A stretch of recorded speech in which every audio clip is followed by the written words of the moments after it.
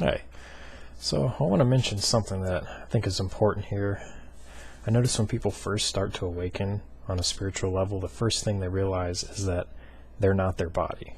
They're more than their body. They are consciousness experiencing itself individually in the physical plane, using the body as a vessel.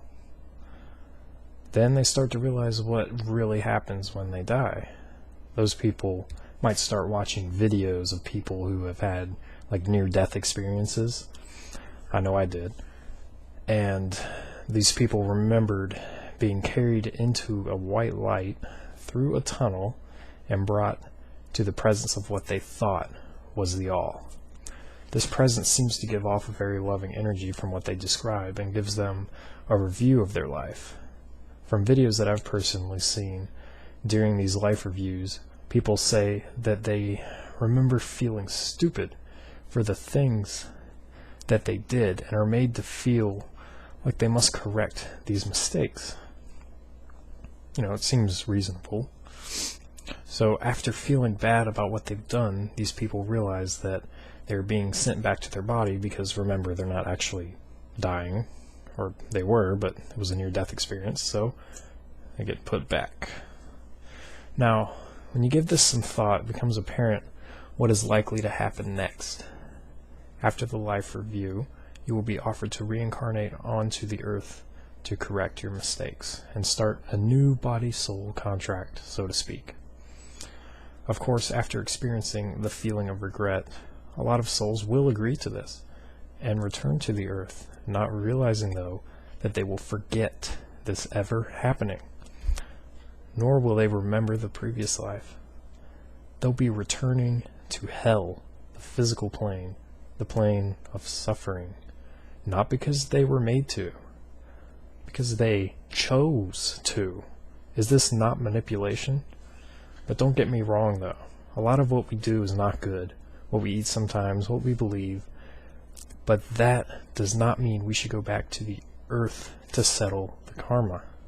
You're supposed to settle this in the spiritual worlds on your way up to the source. That's the way it should be. So think for a moment, when you first die, you can't just be zipped back to supreme consciousness in the blink of an eye. All ancient teachings say that work is required. Cleansing is needed, hence purgatory, or what people call that.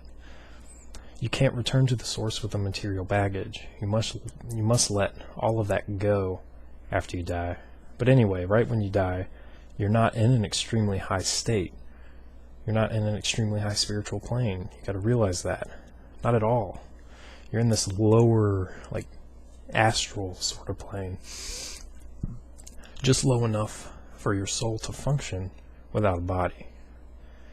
In a lower astral plane, think about it. It's apparent that unconditional love and consciousness shouldn't really be experienced yet. But it is. Is it real? You know, you got to think about that for a second. Now think about the control system on the earth. Would it be so hard to conceptualize the system of manipulation extending beyond the physical plane just for a little bit? Not at all, I think. Considering the rituals these controllers engage in and the malevolent, non-physical entities that they create. The life review and reincarnation is a trap that these controllers use to ensure souls return to the earth for all of eternity. If all souls did not reincarnate, and the only ones that incarnated onto the earth were experiencing the human form for the first time on the cycle of necessity, there would be a lot less humans on the earth. Because think about it, you only have fresh humans coming in. You're not having the old ones being recycled. That means less people to control, less souls to harvest energy from. With the nasty food they encourage you to eat, TV programming, and all sorts of distractions to basically make you feel helpless and forget about the transcendent spiritual being that you actually are. The last thing they want is for you to realize that and to never come back to the earth and become a transcendent spiritual being in oneness with all that is. They'll run out of energy for their control scheme very quickly. So the Gnostics teach that there's a creator being called the demiurge. He's not the supreme god, so to speak, but he's like a lesser, gross creator that manifests what we see in the world, and also, as you probably know if you're familiar with this, can be corrupted. Just Google corruption of the demiurge. It's a fairly common Gnostic idea. But anyway, the goal, they say, is to strive to be with the higher creator after death. The one that does not influence reality like the demiurge does. The one that is transcendent and just, he kind of observes. This is the true heaven. So I believe that the presence that speaks to you in the light at the end of the tunnel is not even the demiurge, but it's a complete manipulation, a program almost, a manifestation of your own mind that's projected out of what you think God should be. But it isn't God at all. Remember, you're in a low-level astral plane. I mean, how could you be experiencing the source? Before even being able to surpass the demiurge and continue up Jacob's ladder to the all that is, you get sucked in by that light. And it's manipulated by this manifestation of your mind that you think is God, but really it's just a low-level astral program. So the goal then is obvious. Aside from living as pure a life as you can, when you die, do not go into the light. To close, I want to share a passage with you real quick from The Light of Egypt, Volume 1. If you've seen some of my recent videos, I kind of, I lean toward that book. It's actually, I support it a lot. I'd highly recommend it. It's by Thomas Burgoyne. But anyway, the passage is this. It seems very strange that the external followers of the path which leads to physical reincarnation can be so blind as to imagine that this earth is the only place within God's infinite universe whereon divine justice can be satisfied, and due punishment meted out to the evildoer. The life beyond is much more real, far more earnest, and a much more conscious life than here on earth. Surely, then, the soul can work out its redemption there better than here. So thoroughly materialistic are the ideas conveyed in the above extract that one would think that esoteric Buddhism was nothing but materialism run to seed.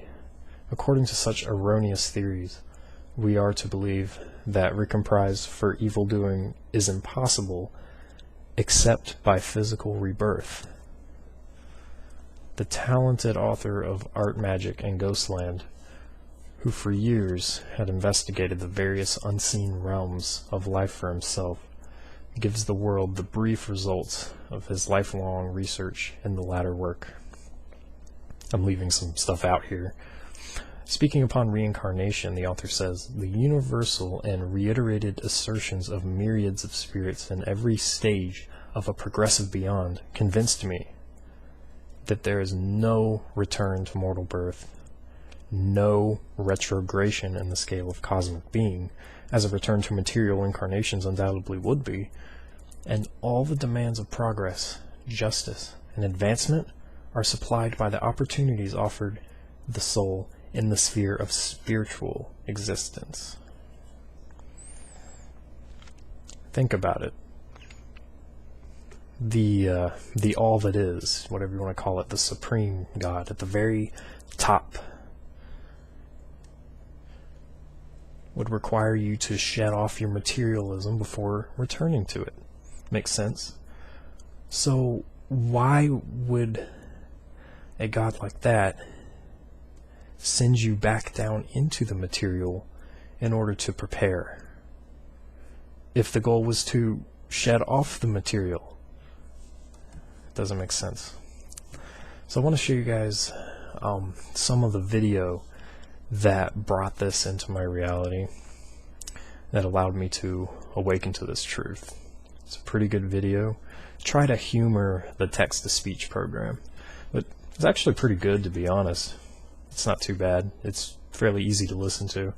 It's one of the ones that actually I can understand. Some of them are pretty bad. But anyway, thanks for watching. When a person's body dies, they move out into the astral realms and begin to shed most of their previously held identity.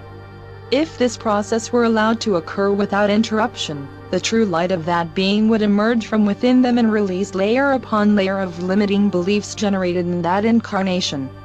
However, within the prison system, what happens is the lords of karma intercept that being just as their light is starting to emerge from within and surround them in a dazzling display of colorful external light. This is why most people with near-death experiences report going through a tunnel of light. The dazzling outer display distracts the being and hypnotizes them through frequency entrainment and activation of any and all religious programming that being had been exposed to during their incarnation.